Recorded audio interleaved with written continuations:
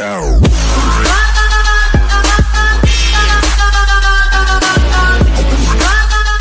Go to sleep, Alexa. It's not okay, Google. Instead of waiting for commands, Ryzhikovsky's Google Home Mini started reacting to a TV program he was watching by repeatedly saying it didn't understand, even though neither he nor the TV was saying anything that could have been misconstrued as a command. Bloomberg. The rapidly growing market for voice-controlled speakers probably needed something like the Google Home Mini disaster to happen. Now even those customers who were oblivious to the risks of placing such a device in their homes will want to consider the security implications, and manufacturers won't be able to get away with being so dismissive. Earlier this month, Artem Ryzhikovsky, who runs the Android Police blog, picked up a pre-market version of the Google Home Mini to review. This is the compact version of the Google Home speaker, which you can ask to play music, do a web search or a unit conversion, or adjust your smart thermostat. But instead of waiting for commands, Ryzhikovsky's machine started reacting to a TV program he was watching by repeatedly saying it didn't understand. Those digital assistants do that a lot, but usually when woken up by a command like OK Google or Alexa, or by something they have misheard as such a command. Ryzhikovsky was alarmed because neither he nor the TV was saying anything similar, and the Home Mini kept reacting. He went to his Google account and discovered thousands of activity records. The device had been recording everything that went on in its vicinity. Ryzhikovsky is one of the tech boosters who have sold the product category to the world so successfully that this year, 35.6 million Americans are expected to use a device like the Amazon Echo or the Google Home at least once a month.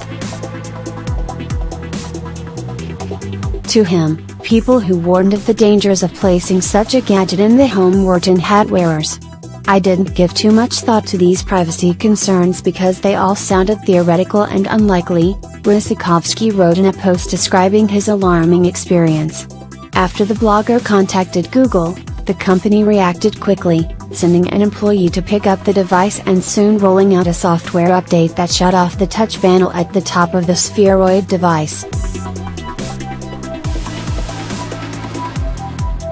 The panel provided an additional way of waking up the device with a finger rather than with voice, but it also served as the pause button and volume control for music and the off button for the alarm function.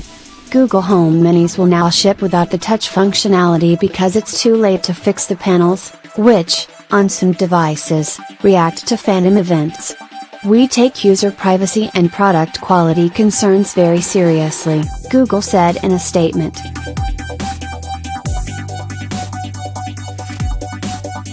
Although we only received a few reports of this issue, we want people to have complete peace of mind while using Google Home Mini.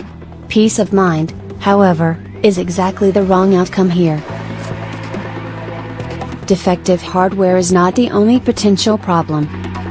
These devices are listening all the time, and the recording function can be triggered by a hack, an accidental noise, a software glitch. What happened to Ryzhikovsky merely confirms Murphy's Law: anything that can go wrong will go wrong. The U.S. National Institute of Standards and Technology's Hyunji Chung, Michaela Orga and Jeffrey Vose and Korea University's Sang-Jin Lee, no tin hat wearers, discussed the product category's dangers in a recent paper. They explained how communication between an intelligent digital assistant and the producer's cloud, where requests are processed, could be intercepted to hack into the devices.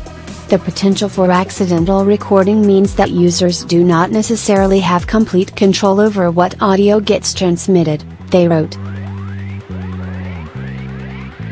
Apart from spying on a household, the voice recordings could be used to impersonate the speakers and wreak havoc with their lives, they pointed out.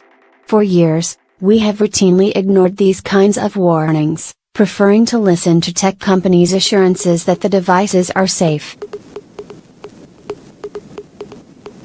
People like being innovative and hate looking paranoid. Increasingly, people must ask, Are we willing to trade the privacy of everything that goes on in our homes for a product that completely duplicates what our smartphones can already do?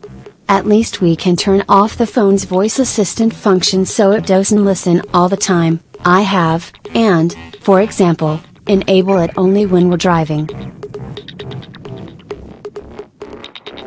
The point of a voice-activated speaker at home is that it's always ready to spring into action. Consumers must decide whether having a recipe read out loud is worth that risk.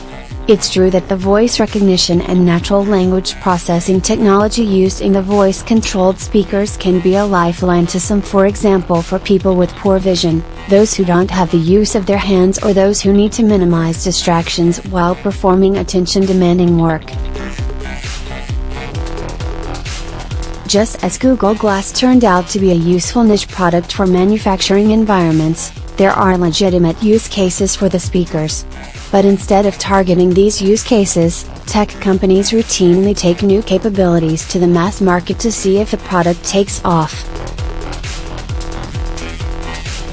It didn't work with Google Glass, but it did with the Amazon Echo, so Google too is in the game, and more companies, including Apple, Samsung and Alibaba, are getting into it.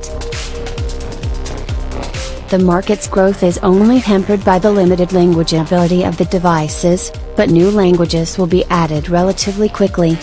Amazon wants to push merchandise through the intelligent assistants. Google is eyeing a wealth of new data about consumers and the advertising potential. Consumers will decide for themselves whether helping these companies will make their life sufficiently better to justify the associated risks neatly highlighted by the rogue Google Home Mini that Trzaskowski tried out. Bloomberg.